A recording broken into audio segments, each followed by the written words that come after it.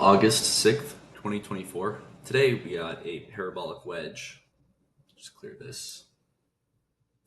Today we got a parabolic wedge on the open. 1, 2, 3, and then a pullback and then a channel. The parabolic wedge is a reasonably tight channel up, so it's probably going to get some sort of spike in channel. You can think of a parabolic wedge if you look like a 15-minute chart. You can see it was more of a spike. You can still see the parabolic wedge, but you get my point. I don't know, we'll look at a 30-minute chart, it'll illustrate it better. But the point is, on some, you can see here, some higher time frame, this is going to be a breakout. So we had a parabolic wedge on the open, which is a spike, and then we had a pullback in a channel. And yesterday we had a parabolic wedge on the open, and then a pullback, and then a channel. And, sometimes the market just takes a liking to a certain pattern and repeats it a couple of times. Usually, if it happens twice where you would get a spike, pullback channel, or in this specific case, a parabolic wedge, pullback channel, parabolic wedge, pullback channel, tomorrow will probably not also be a parabolic wedge, pullback channel. If anything, if it starts to form the parabolic wedge and then the pullback comes, it'll probably end up being more of an endless pullback because it would be pretty unusual for the market to repeat the pattern twice or 3 days in a row. With that being said, if tomorrow has no similarities with that pattern, I would look out on Friday if we start to form a parabolic wedge. You could definitely see something like this because, usually if the market on Monday and Tuesday forms a specific pattern, it'll also kind of try to do it at some point later in the week or maybe early on next week or something like that, but usually later in the week. So I would look for that. And it's interesting because the market manifests the spike pullback channel within the spike pullback channel. So you can see we have the spike, the parabolic wedge, the pullback, and then the channel. But this 25 through 34 is its own spike. So this is its own spike pullback channel. And you can see it ends up being basically a perfect leg one, leg two. So spike, pullback, channel up. And if you look, the bigger pattern, the spike, pullback channel was in a very similar area. So we had a couple of measured move targets up here from the spike pullback channels, and it makes sense that we ended up stalling up in this area. Coming into the day, I thought the Friday low was still really important. We had this huge gap that was probably not going to stay open. I mentioned on the daily chart, this gap was probably going to end up closing. So I thought that was going to be a really important magnet. And I think one of the reasons among, the other magnets that were up in this area, but a big part of the reason why we ended up selling off so strongly over here was because this low was so important. And so once we reached it, you can see on this bar, once we reached it, wasn't really worth buying the rest. You probably can because it's still a bull trend, but I don't know, final flag, target is reached, probably makes more sense to be taking profits here, especially after 4 doji bars. That's exactly what caused 66, 67. So yes, 66, 67, bear surprise, but given the context, that is the type of surprise you can be expecting in this area, which is why a lot of traders will hesitate to buy above a bar or above bars up in this area. Other than the normal, obviously the pattern I just pointed out, we actually had another pattern on the open, which is pretty fascinating, which is an outside pattern on the open. I don't really even remember the last time I saw an OO pattern this early in the day. So I was bullish on the day overall, thinking we'd probably get back to this close and again Friday's low. So I thought when you see a breakout mode pattern like an OO, there's like roughly a 60% chance of some sort of measured move up. So I thought it was really reasonable to take the buy above bar 4 and just take a chance that we get to at least this high or potentially the low of Friday.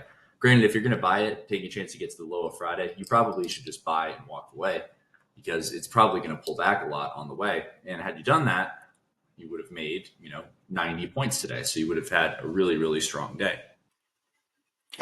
Anyways, bar 1, a bull bar, but not really all that good, more of just a doji bar. We're opening, relatively in the middle of yesterday's range, probably a little bit closer to the high than to the low, but we're still opening in, I guess not all that close. We're more towards the upper third, but we're opening, in the middle general area, the middle third of yesterday's range. Whenever you have a large day on the prior day and then an open basically near the middle of the prior day's range, the odds of an inside day are increased. So, I don't know what percentage of bars are inside bars, but, I would say, at this point, bar 1, the close, maybe 40% chance of an inside day at some point, or an inside day today, something like that, or something along those lines. And the more bars we get towards the middle of the range, the more the odds are increased that we get that inside day. Bar two, it's a high one for the bulls. So we have the spike into yesterday's close and then a pullback as the last bar of yesterday. Now we have the first breakout or the first breakout attempt for the bulls in the high one on bar two. Do you buy above two? If you're buying above two, your stop is probably all the way down here. If you're buying above a high one after a bull spike, you're betting on either the channel phase or some sort of new spike up, and you know that you're probably going to need a wide stop if you're going to do that, because high ones generally lead to deeper corrections and then trend continuation. So if you're buying here, you know you're probably going to need a wide stop because you're probably going to have to scale in. Bar three is outside down. The bulls, they see a spike, a one-legged pullback, and then a pullback for the pullback, and then the second leg down. So they see two legs down, and they want a reversal back up. The bears, they know it's towards the middle of the trading range. They don't mind if it goes up a little bit, but they're ultimately going to be looking for a reversal down if we end up trading a little bit higher. You can see we tested the most recent magnet, the top of the bear channel high. We didn't get to the exact price, but we got up in that area. It's pretty interesting that once we got to the high of the bear channel, that was one of the areas we formed an open gap with on bar five. And we were never able to get back to it until basically, and we didn't even quite get back to it at the end of the day. So good for the bulls. Outside up bar four. So we have an OO pattern, 3-4. Again, OO patterns are pretty unusual on the open. I actually went and looked in my folder. I didn't have any other patterns. Well, I have OOs. I suppose I didn't look. I'm pretty positive none of them are around the open. Nothing here, not here, not here, not here. And then this is today. So yeah, I don't even know if I had an example of OOs on the open. So I thought it was pretty cool to see an OO on bar four this early in the day. But it's still a breakout mode pattern. So we're still early in the day, breakout mode. You can buy taking a chance we get to yesterday's high or Friday's low. Those are both reasonable targets that are pretty far above. So basically, if you're buying above four, you're more or less taking a chance that we've seen the low of the day, which is probably, 35 to 40% chance that we have seen the low of the day, but a reasonable chance that you're going to make at least a swing up buying above bar four. So it's a strong buy. And you can see the probability was relatively high compared to the risk reward. So you got really big follow through on bar five to try and negate some of that probability, negate some of that risk reward. So consecutive bull bars, 4 and 5. Five create open gaps with the bar one high, with this high around yesterday's close, and it creates an open gap with the high of the bear channel. So a lot of open gaps for the bulls. We're probably going at least a little bit higher. This is pretty strong for the bulls so far. 5 is a climactic bar, so there might be a little bit of profit taking here, but there's no reason to exit and definitely no reason to sell. We're probably going quite a bit higher.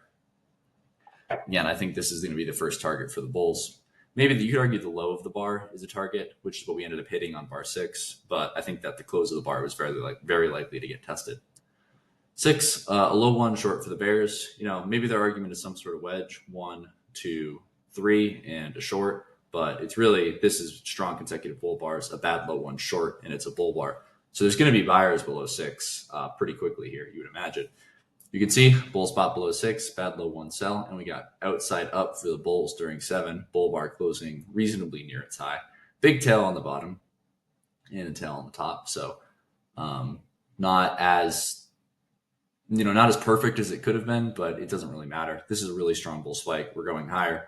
When you see a spike like this, if you bought here, there's a 60% chance that we get to here before we get to here.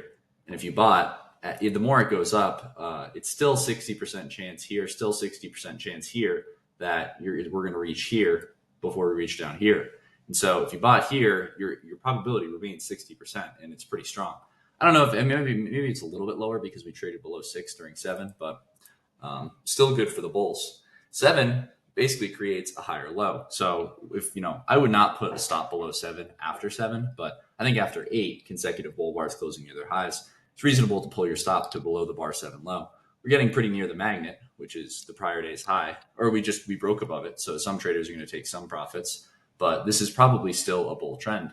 And if it is a bull trend, we might get a spike in channel. And so if we do get a spike in channel, it's possible that this low is the first higher low, and we might continue up higher.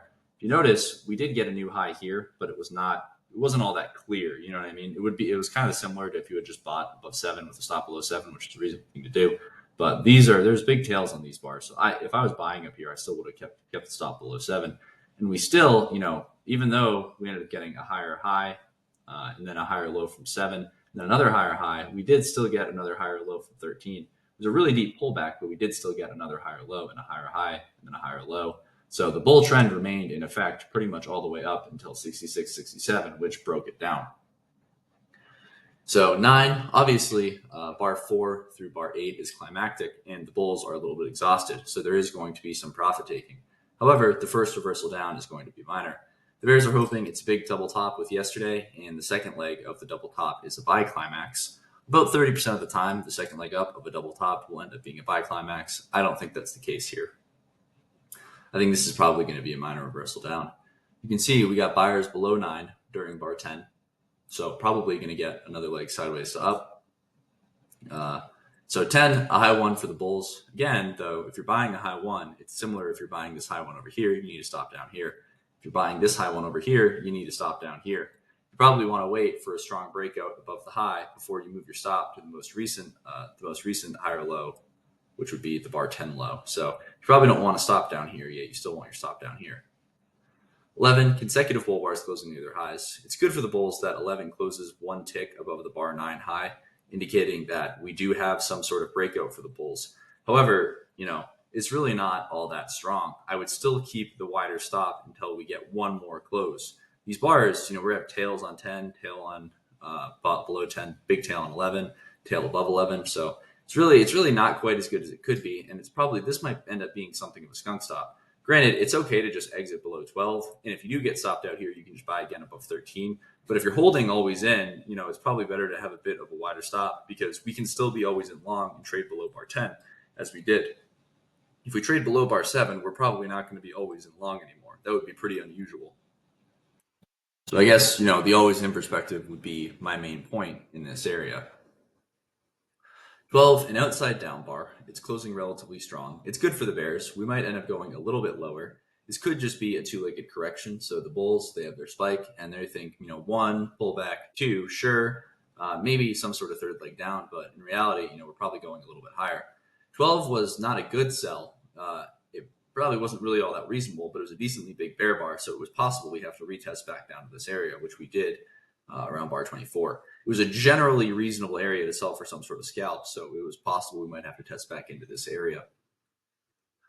13, it's a high 2 for the bulls. So you could argue it's a high 1 because we broke out above the new high and then pulled back and then got the second reversal up. But I'm viewing it as a high 2 because this is the first pullback 1, pullback 2. We had a high 2 on the open that worked as well. So I think of this more as a high 2 rather than a high 1 because the high 1, the reality is if you bought above the high 1, you couldn't even make a 5-point scalp. Look how huge these bars are, right? We had a day that's 120 points in range. And if you bought above the high 1 on 10, you were not able to make a 5-point scalp before it traded back down.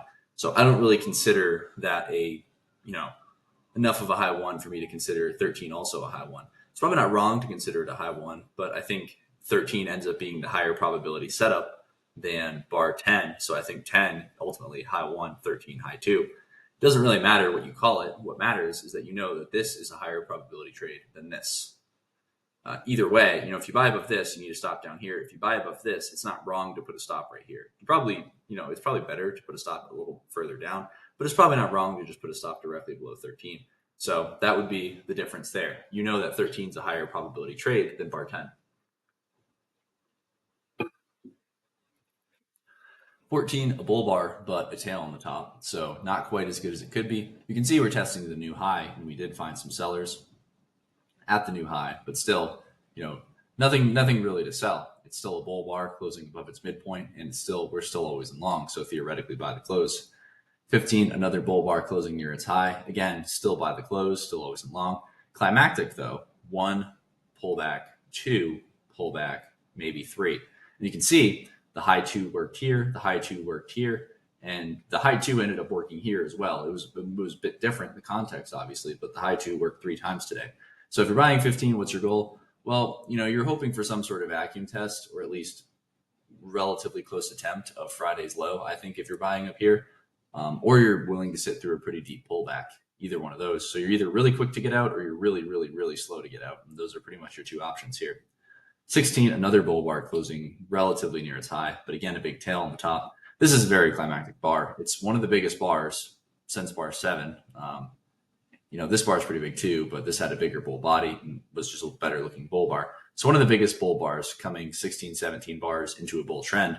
You could argue the bull trend would have started here since it's a parabolic wedge. So you're 20 bars into the bull trend and it's the biggest looking bull bar so far. So what do you think is going to happen? I think there's probably going to be some profit taking here.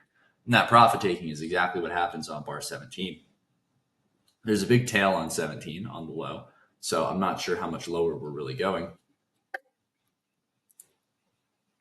But regardless, it is still a parabolic wedge, and so you can expect a couple of legs sideways to down. You can see bear is not overly enthusiastic about selling below a bear bar with that large of a tail on the bottom, so probably you can end up being more buyers somewhere below 17. But it's not all that great to buy below 17 because of the parabolic wedge. I don't think there's really a bigger wedge at play. You could argue, 1, 2, 3 bigger wedge. So parabolic wedge is a nested parabolic wedge. And this is the larger wedge, but I don't know. I personally think that the parabolic wedge today was more important than the larger wedge over here, but they're both still relevant. So buyers probably not too far below 8 or below 17 during 18. You can see we went down on 17, up on 18, down on 18, and now we're starting to bounce. So this could be the two-legged correction. However, it's really small, and the parabolic wedge came over the course of 20 bars. So if the wedge is 20 bars, as a rule of thumb, the correction on a wedge should be about half as many bars as the wedge itself. So if you have a 20 bar wedge, 2 bars is not going to correct it. You're probably needing 10 bars or 2 legs sideways to down. I don't know if we quite got 10. And we basically got 8 or 9 bars. So it's close enough, though. Close is going to be close enough. An inside bar on 19. So it's a high 1 buy for the bulls, but it's not a very good buy because you'd be buying above a bear bar, and you're buying relatively high in what might be after the third leg up. So you're expecting another leg sideways down. Probably sellers above 19, but still always in long. So, I don't know if we went always in short in here. I think that 24 made the market always in short, but it was more trading range always in short. It's not going to be a big bear trend. So you can make an argument that, we came into the day always in long from here and stayed always in long all the way up until bar 66. I wouldn't argue with you if you said that. So again, 24 probably made the market very briefly always in short, but we reversed up almost immediately, so it's pretty negligible. So sellers above 20, sellers above 19 during 20, not all that surprising. 21, a big bear bar, closing relatively near its low. There's a tail on the bottom. The bulls see 1, pull back 2. Does 2 end here or does 2 go lower? Well, we don't know. 2 might go lower, but it shouldn't fall below the 13 low if this bull trend is still in effect. So the bears are hoping that the parabolic wedge is going to start out as a minor reversal and then turn into a major reversal. I don't know if I have any examples of that.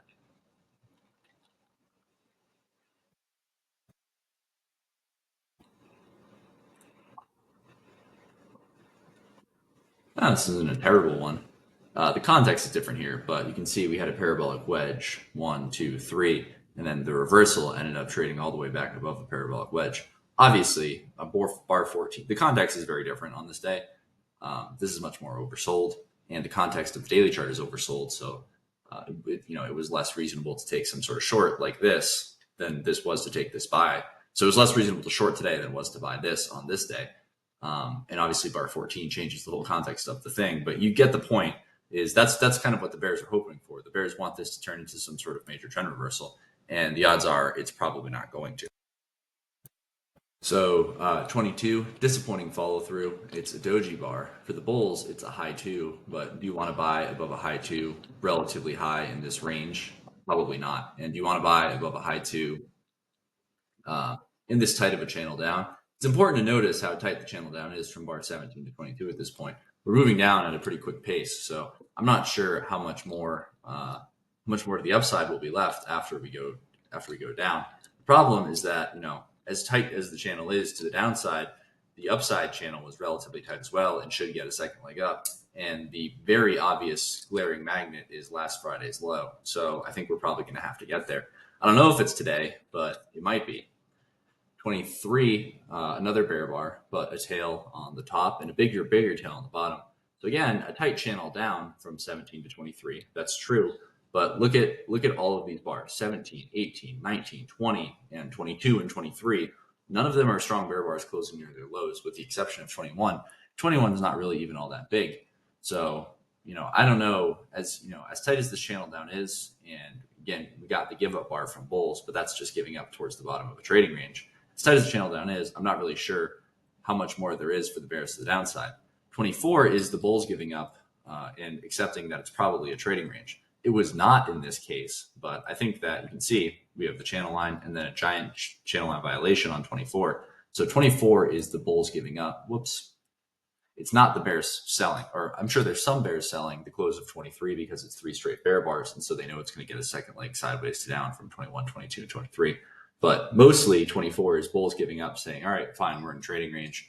This isn't as strong of a bull trend as I thought it was. So it's not that great to sell below 24 because you want to see if 25 can get follow through. The bulls, we have an open gap here, but we only have one open gap. I think if you're a bull, and you're looking for a bull trend day, which most bulls usually are, you would like to see a second open gap. And, we kind of got one in here, but then it closed. And so, we had an open body gap up here, but this was pretty late in the day to be forming a second open gap. So this whole thing ended up being a little suspicious. And considering we had a final flag here, like I mentioned earlier, this was not all that great of an area to be buying. You shouldn't be selling up here, but if you're buying up here, you got to be really, really, really cautious and really quick to get out. 25, a bull bar closing near its high. It's a high two for the bulls. The past two high twos have worked. You can see the bulls who bought anywhere up here probably have their stop below the higher low on 13, and they were protecting their stops. They buy the close of 24, knowing their risk is basically 2 points and their reward could be pretty large. At this point in the day on the close of bar 25, there's a 60% chance we're getting back to the bar 16 close since it was a reasonable buy the close bar. There's an 80% chance we're getting to the midpoint of the bar 25 high and the bar 16 close. So what are the odds we get here straight from bar 25 like we did? Probably like 40%. I don't think it's quite 50-50, but even at 40%, you're trying to make 50 points, risking 15. So 4 times out of 10, it's the math. I want to do the math. I'll pause the video and do the math out myself, but I am curious.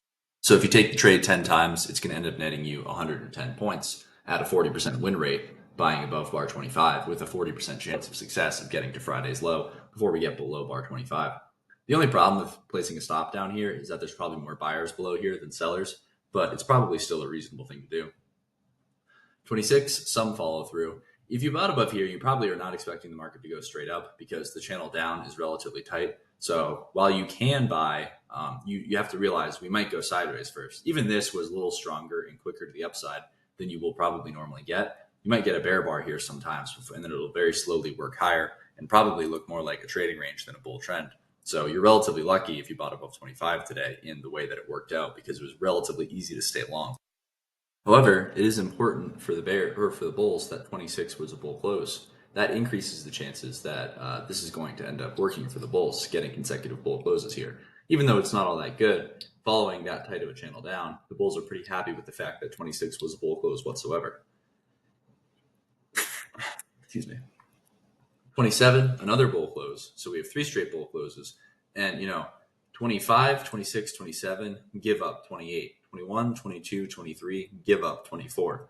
So I think that the bears, they're hoping for another leg down, but then they get 3 bars sideways to up, 25, 26, 27, and they think to themselves, well, I didn't want to see this. If they sold the close of 24, they were assuming they were going to be able to scale in a little bit higher and make money. And now, look what's happened. So a lot of them are like, well, I didn't think we were going to even get 3 straight bars. I assumed we were going to get a bull bar, but I did not think we were going to get 3 straight bull bars. And so a lot of bears are giving up, and that causes bar 28.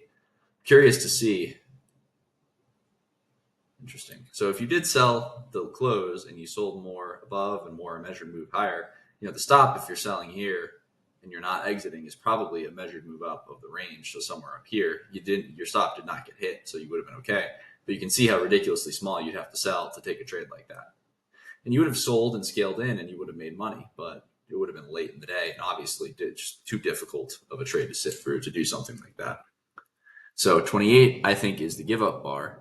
For the bulls, we now have 4 straight bull bars closing near their highs. So good for the bulls. We're probably going at least a little bit higher.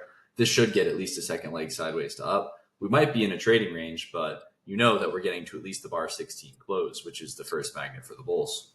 29, another bull bar. There's a big tail on the top, though. To me, I think we were probably supposed to be in a trading range here. Had there not been a very important magnet above in last Friday's high, I think it probably would have been a trading range here. But I think that the magnet ended up being a little bit too strong, and the market ended up rallying up into that area. But you can see here, there's probably going to be sellers somewhere up in this area around the bar 16 close. The bulls who bought the close of 16, if that was you today and you had to stop down here, how are you feeling about the fact that it got a couple ticks away from your stop and now you have a chance to get out of break even? You're probably feeling pretty lucky about it and you're pretty happy to do it.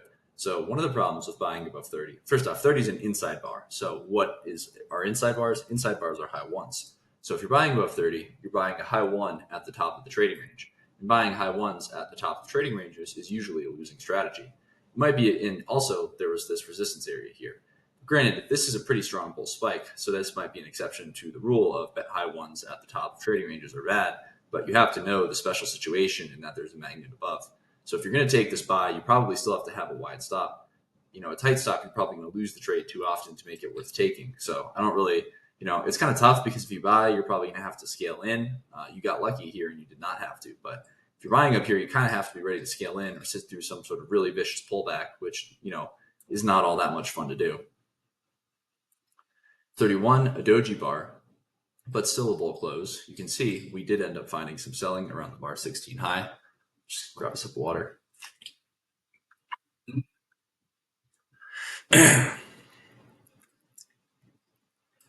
So sell climax high, and you can see buy climax high as well. So the bar 16 close going to be a magnet, 60% chance we got back there, which we do here on bar 31, and we end up finding some sellers. 32, another doji bar, but a bear close you can see on this one.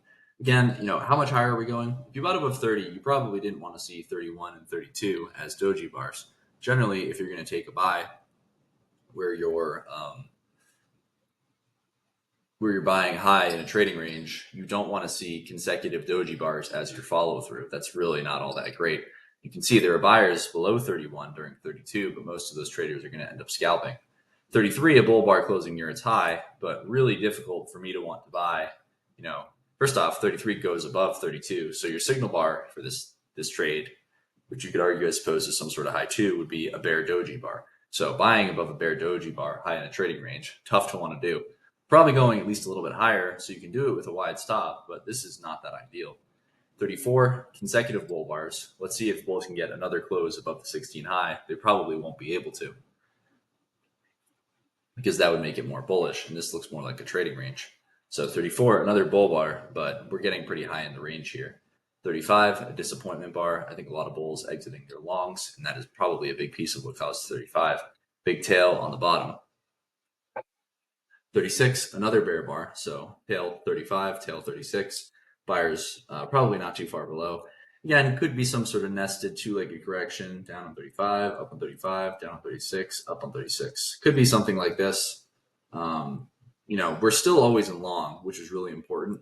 And this ended up going further than I thought it would, which is also important. It means we might end up continuing higher. And the magnet above is, the really big kicker, I think, at this point. So probably sellers not too far above 36 and a second leg sideways down. You can see 37 triggered above 36. 36 is the high one because we went to a new high. We broke out to the new high and then triggered the first reversal up on 36. So high one for the bulls, but not very good on 37. Probably buyers below 37 and 36 more so than sellers. So you can't have a stop below 36. You need a wide stop if you're buying. We end up getting buyers below 37 during 38. 38, you already use a high two on 38, but it's a bear doji. No one wants to buy a bear doji. The bears are looking for some sort of midday reversal, but the bulls have been doing a pretty good job at keeping the market above the moving average. We have one bear close below the moving average today, so it's really not good to be looking to sell on limit orders or stop orders pretty much at all today until towards the end of the day. You're probably making an argument for scaling in above the final flag and having to stop at least a measured move up, maybe two measured moves up. Probably not wrong to scale in above the final flag, betting that we're going to come back into this tight trading range. But, why? The buys were so much easier today to do than any sort of selling. But, it's probably not illogical to do that. But it's just like, how confident are you sitting through this? It's kind of the point. But I do think, when we started to rally here, my thought was we were going to get back into the final flag. 39, disappointing, a doji bar, but nothing to sell. Probably nothing really to buy either. I'm not sure how much lower or higher we're going. The bears want it to be a lower high and continue some sort of bear channel down, but we keep getting higher highs and higher lows today, so it's going to be a minor reversal. 40, you can see we traded above 39. We're still technically on the high to buy 38, but it's really, again, it's a bear bar, so it's not really worth doing. What do? You wait. Again, the magnet's up here. And what 41 was doing, 41 is bulls buying the market. Just they were looking for a good signal bar and they never got it. So eventually they just gave up and bought the market and took a chance. We rallied up into this area where that 41 low is, where that Friday low is. So that's what was happening on 41. Now you can see, you can buy down here and get pretty good risk reward up into that area. But now if you're buying higher, and so your risk reward isn't all that good. Your probability is obviously a lot better, but it's more of a problem to be buying up here. 42, a midday reversal for the bears. They're hoping, some sort of wedge, 1, 2, 3. They're hoping consecutive wedges, 1, 2, 3, but no one wants to sell. Again, they want it to be a buy climax, 41, and they want a reversal down 42 and start a big bear trend, but really unlikely that this is going to start anything like that. It's more likely just to pull back. Again, it's still a buy climax though. Outside up 43, not all that surprising. If you did sell 42, you probably needed a wide stop. It's probably more of a scalp. 43, you can see some bears, they sold below 42. They sold more above 42. They used, they're not overly hopeful about the position. If they sold, they knew they were probably going to have to scale in. They're hoping they get a collapse bar like 24 and all the bulls just give up, but pretty unlikely. So they're scaling in above 42. 42 is a high one for the bulls because first breakout and then pullback. So 42 is a high one for the bulls, but high ones usually lead to deeper corrections, and the bears know that. So they're selling it as midday reversal, but also as a bad high one scaling in above. And they're using bar 44, the tail, to get out of their shorts. So you can see if they sold more above the high one. Disappointed here, use this to buy back their short. Inside bar 45, so II pattern 44, 45, IOI to 44, and then another inside bar. So IOII 45, whatever, it's breakout mode. That's what you should care about. We're clearly entering breakout mode. 46, another bear bar. Look, they're basically all doji bars. None of this is all that great. 47, another bear bar, but tails everywhere, 4 straight bars. I don't think we're going that much lower here. 48, a bull bar, but we trade above 47. 4 straight bear bars is not great. I think that this first reversal up is going to be minor, but I don't really think that we're going that much lower here, even after some sort of second leg down. It's 4 straight doji bars. So again, tight trading range, better to wait. We're still always in long, so you can be long, but it's really not all that great. 49, a doji bar, disappointing follow through, relatively expected if you bought above 48. 50, again, we broke out above the high of the tight trading range, but probably more sellers above than anything else.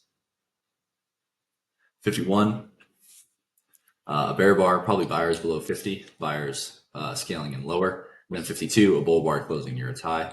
Maybe some sort of wedge, but again, it would be like a truncated wedge, 43, 47, and 52. Really not all that worth taking. 53, consecutive bull bars, pretty strong, but tails on the top, 52, 53. So again, I would just rather wait. This, I can go into detail about these bars, whatever, 52, 53, but really what you need to see is this is forming a tight trading range. And when you get 54, you can see it's a wedge, right? So 43, 50, and then 54. So you can see it's a wedge, 1, 2, 3. It's pretty clear. And it's still a tight trading range though. So tight trading range, minor reversal. And what's important to see after the minor reversal, we start to break out to the upside, is the tight trading range is going to be still relatively in control. And you know that we're going to come back into this area because it's a final flag. Tight trading ranges are final flags. Breakout mode, in essence, breakout mode in certain areas is you're looking for a new breakout, but in other areas, everything that's breakout mode, inside patterns, tight trading ranges, etc., are final flags. So this is one of those instances where it's a tight trading range. Yes, it's breakout mode, but really, this is looking like a bull final flag. And generally, when you get a final flag, you're going to get a breakout above it and then a reversal back into it. So as cool as this looks that we're rallying, it's probably more of a final flag. So 54 is a wedge. You could sell 54 for a minor reversal down, but I don't know. I would not. I would just rather wait. If you're selling, I don't even know if you can make 10 points. You don't make 10 points, but you probably just got to start to get out in this area because bulls are going to buy the moving average. We haven't been to the moving average in 30 bars. So any of the bulls who've been waiting patiently to buy at the moving average are going to buy, and bears are going to buy back shorts. So 55 consecutive bear bars, middle of the tight trading range though. 56, three straight bear bars, might get a second leg sideways to down, but first close below the moving average in a while. Bears are going to buy back shorts from selling below 54, and the bulls have been waiting patiently to buy the moving average. They're going to do so. That's both of those are what's going to cause part of 57. 58, I think it's the remainder of bears buying back shorts. Bull bar closing near a tie, always in long. Maybe we get a breakout above a final flag, but if you take this, you make 20 points? No, you make 15. I don't know. I think if you take this and you get 10 points, you probably just take it and be happy with what you did. 59 consecutive bull bars closing near their highs, a breakout above the tight trading range. But how much higher are we going? We could, I think a lot of times it doesn't quite hit the measured move, or it goes for the measured move. So a good way to, when you see this final flag, to think is that the traders who sell and scale in around the measured move are probably going to make money. So the upside is probably limited to somewhere up here. 60, three straight bull bars, but shrinking bodies, 59, 60. Outside up 61, yes, good for the bulls. Buyers below 60, but could be one pullback nested second leg trap on 61. Because of the context of the final flag, it's not all that great to be buying up here. And you can see you get disappointing follow through 62, probably buyers below doji with four straight bull bars, but how much higher are we going? It's a scalp if you're buying below. And then you can see 63, 64, 65. We get four straight doji bars, so another tight trading range. So if you bought and the upside is limited and we're near a measured move up with the final flag, that we're probably not going much higher, and a lot of traders are going to end up exiting at the market, and that's what's going to cause 66, big bear bar closing near its low, flip to always in short, probably going lower. You can sell to close of 66, you can sell more, 67 close, consecutive bear bars. We're going lower. I don't know how much lower. You can see we have the open gap early in the day, the bar 24 close, so there are magnets below. If you're selling these closes, you might have to sit through a pullback. It's tough, I think, to sell these closes because you're probably going to have to sit through a pullback, and it's going to be late in the day. There's nothing wrong with selling them, but the thing is, if you were trading the SPY, by the time it started to really go down, I suppose you would have made money, but you probably would have missed out on some as well. But I suppose you didn't miss out on that much. But the problem, overall is that it's getting kind of late in the day. So yes, you can sell the close and sit through a pullback, but sometimes this trade isn't going to go very far. So 68 bull doji bar. So executive bear bar is probably going to be a pullback here. You can see we pulled back to 50%. And that's where traders ended up selling. So not really terrible buy above 71. You're buying right at the 50% correction. And it's just one pullback, two nested or just second leg trap, 71. So as good of a bull bar as it looks like, it's really not that good. Probably just a second leg trap. So 69, probably buyers not too far below 69. It's not a very good low one short being a bull bar. And then you can see buyers below on 70, reversal up 71, but second leg trap at 50%, low two short 72, probably going a little bit lower. At least you can see we got a pullback 73 and then another bear bar closing near the low 74, potentially a second leg down. Again, I think this whole thing, you could argue it's its own little low one on 74. After consecutive bear bars closing near their lows, 66, 67, we're probably going at least a little bit lower. You can see we did end up getting the measured move down in this area.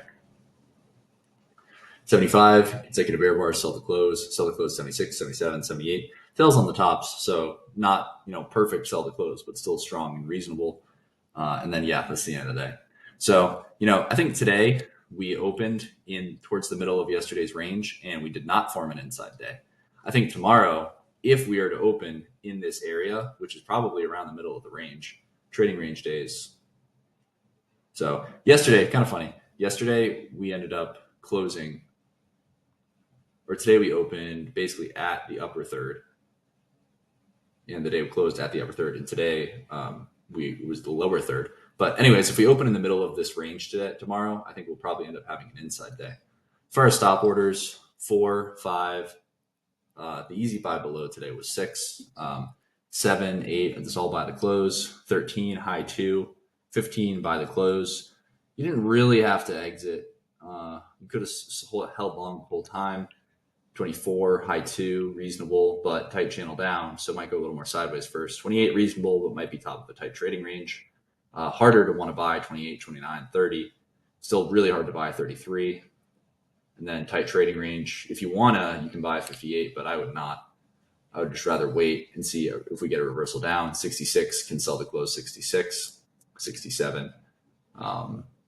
Look for a measured move or sell the low too short 72, 74. Those are both fine as well. Daily chart. Second. So let me get a sip of water. So daily chart. I'm going to turn on extended hours for the daily chart. I want to start doing it with extended hours. Some days I get lazy though. So you can see deep pullback, did not quite get above the prior day's high on blowback session, and it's a bear doji bar. So do you sell? I believe it's bearish. Yeah, bear doji bar. So are bears going to sell below this low one? Probably not. There's probably more buyers in this area below this doji bar than there are sellers. So yes, inside bar, low one short for the bears in the spike phase of the bear trend. But ask yourself, how much lower are we really going? There's definitely a chance we just get another sell off tomorrow, but I don't think it's all that likely to happen. And the weekly chart, again, I'll be interested to see if we get a bear close this week. We probably will. 100 points in 3 days, though, when the market is like this, is very recoverable. So I will be interested to see if we get a bear close. Either way, it's very obvious what's going on. I mean, this was the start of the trading range. This was one more leg up, and now we were trading back into the trading range. So it's going to be a trading range in this general vicinity around 5,000, and then the top's probably going to be 55, 56. Do we maybe get a little lower? I don't know. Yeah, I mean, it's going to go to 5,000, and there's probably going to be buyers there the first time. But it's totally possible we go a little bit lower, and the trading range ends up being more like 4,900. That'll happen sometimes, but again, this is generally going to be the trading range. And then obviously we're still very early in the month, so not much to talk about there. But all right, that's going to be the day.